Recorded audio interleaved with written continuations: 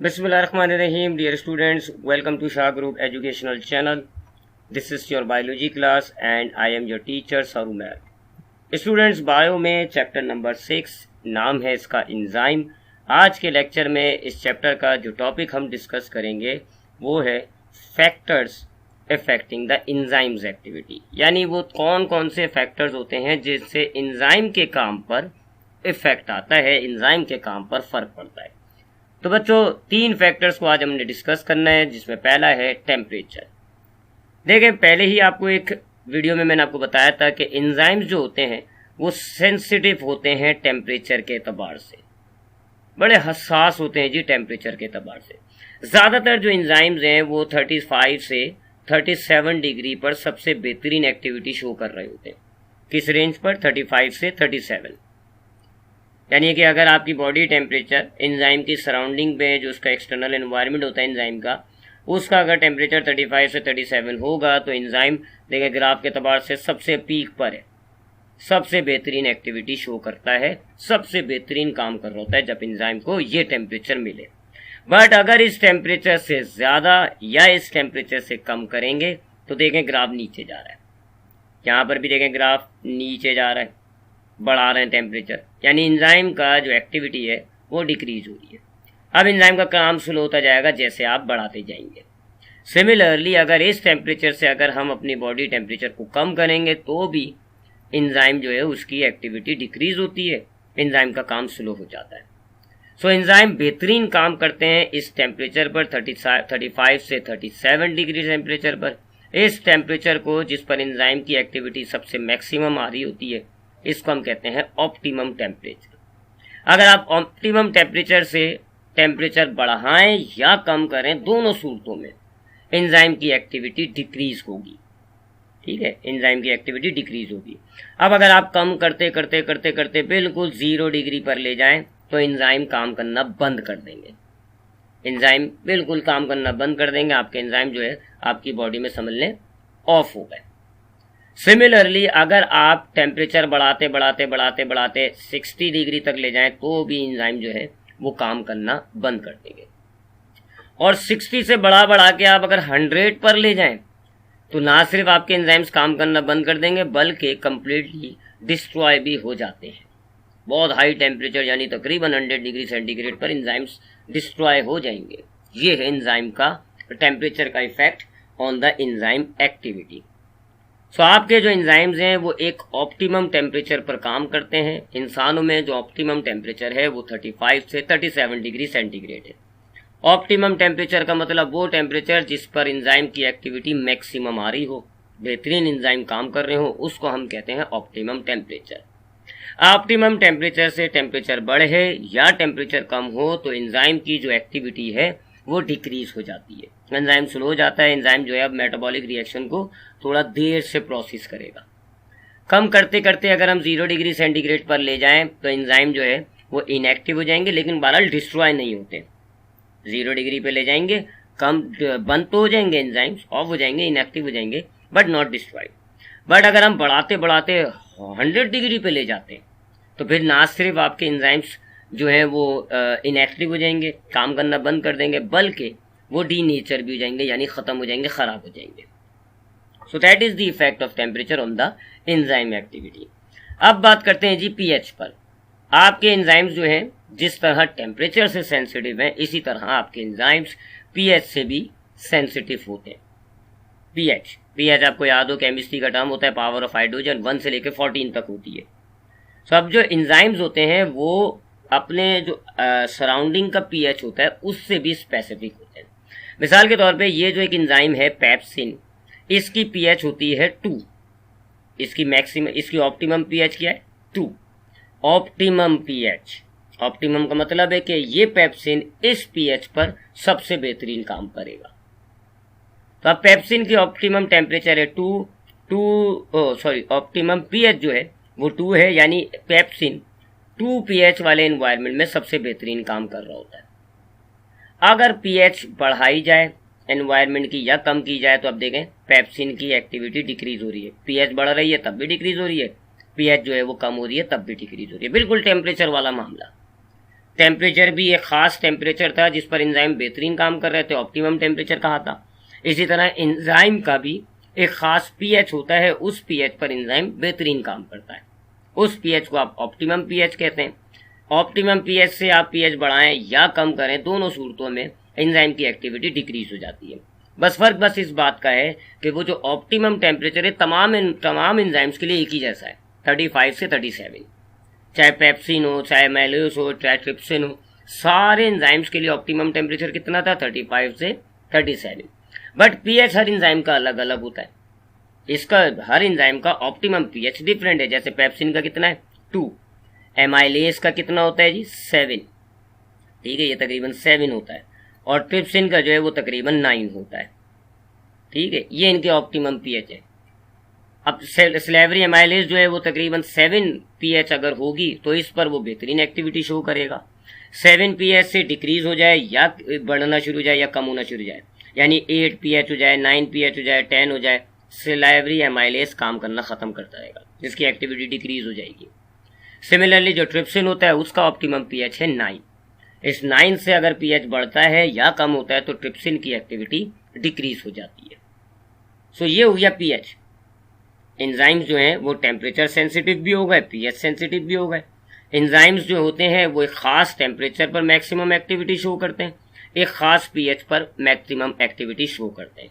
इस खास टेम्परेचर और इस खास पीएच को जिस पर एंजाइम मैक्सिमम एक्टिविटी शो कर रहा है ऑप्टिमम कहा जाता है। अगर ऑप्टिमम से आप टेम्परेचर या पीएच बढ़ाएं या कम करें तो एंजाइम की एक्टिविटी डिक्रीज हो जाती है। फर्क बस इस बात का है कि तमाम एंजाइम्स के लिए ऑप्टिमम टेम्परेचर एक जैसा है, बट तमाम एंजाइम्स के लिए ऑप्टिमम पीएच डिफरेंट होती है। किसी की 2 होती है, किसी की 7 होती है, किसी की 9 होती है। ये 2 फैक्टर्स हो गए। Now the third factor is the substrate concentration. बच्चों आपकी बॉडी में एंजाइम्स के जितने भी सबस्ट्रेट होते हैं, रिमेंबर सबस्ट्रेट उन मॉलिक्यूल्स को, उन सब्सटेंसेस को कहा जाता है जिन पर एंजाइम ने एक्शन करना है।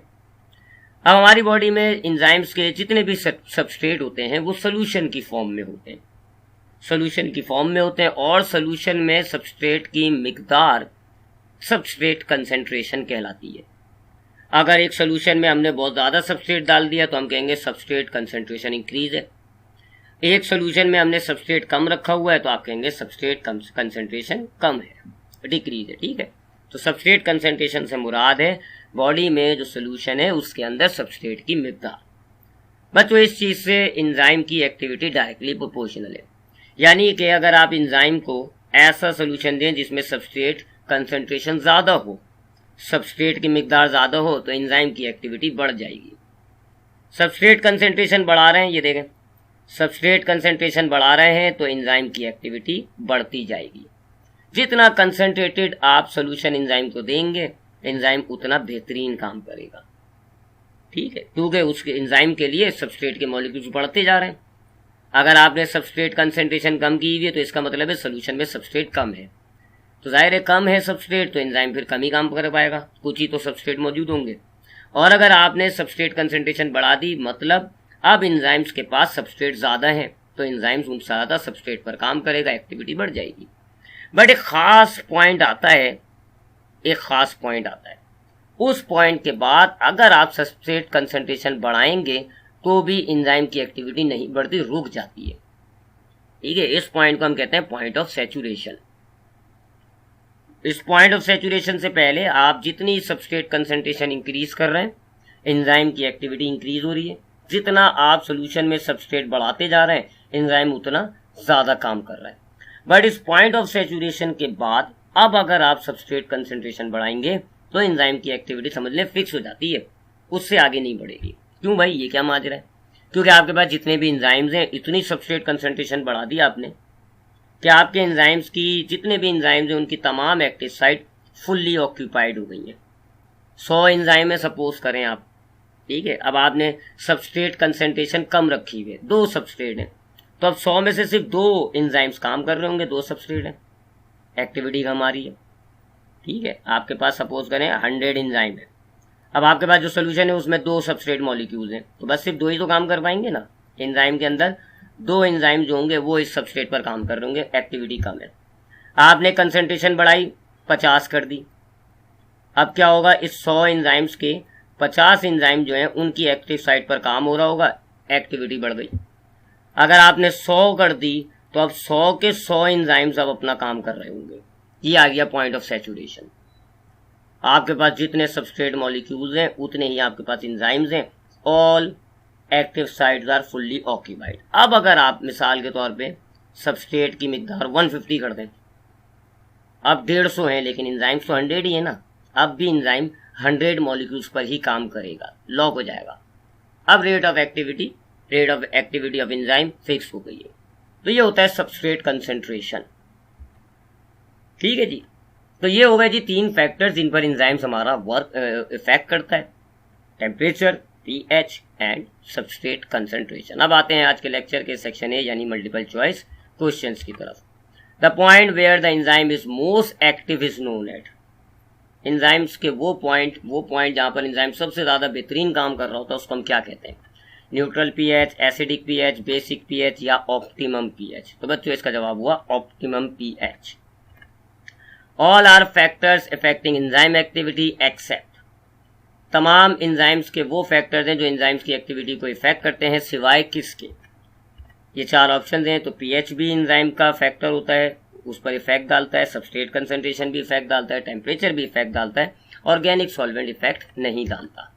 Rate of reaction will increase when temperature. अगर आप टेम्परेचर को बॉडी में बढ़ाएं, यानी आपकी बॉडी में वैसे तो ऑप्टिमम टेम्परेचर 37 है, लेकिन अगर आप जो है 37 की बात नहीं हो रही, यहाँ 0 पर बात हो रही है कि 0 डिग्री सेंटीग्रेड को आप लें और यहाँ से अगर आप टेम्परेचर बढ़ाएं तो एंजाइम की एक्टिविटी क्या होती है।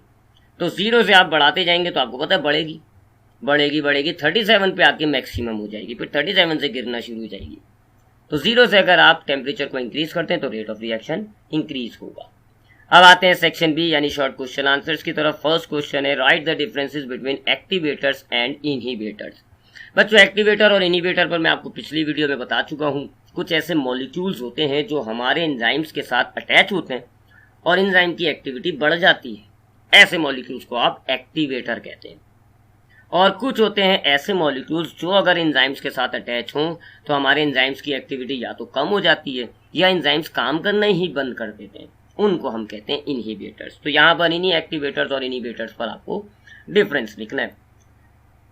Activators can increase the activity of enzyme and inhibitor can decrease the activity of enzyme. दूसरा डिफरेंस है, enzymes activators are chemical species that bind with an enzyme to increase its activity. जबकि inhibitors में आपने लिखा है enzymes inhibitors are chemical species that can bind with an enzyme to decrease its activity. ठीक है, फिर आखिर में आपने example the, zinc is an activator for enzyme carbonic anhydrase. एक एंजाइम होता है कार्बोनिक एनहाइड्रेस, जिंक उसका एक्टिवेटर है। जिंक अगर इस एंजाइम के साथ अटैच हो जाएगा तो कार्बोनिक एनहाइड्रेस की एक्टिविटी और बढ़ जाएगी। सिमिलरली एक एंजाइम होता है फॉस्फेटेस, उसका एक्टिवेटर होता है मैग्नीशियम। और इनहिबिटर में आपने एग्जाम्पल दीजिए, कुछ कॉमन इनहिबिटर्स जैसे ड्रग्स होती हैं, राइबोन्यूक्लियस होते हैं, इनहिबिटर्स होते हैं कुछ ड्रग्स, साइनाइड वगैरह। ये क्या करते हैं, ये आपके एंजाइम्स को बंद कर देते हैं, जिसकी वजह से आपकी बॉडी में रिएक्शंस बंद हो जाते हैं और फिर वो नुकसान होने लग जाता है।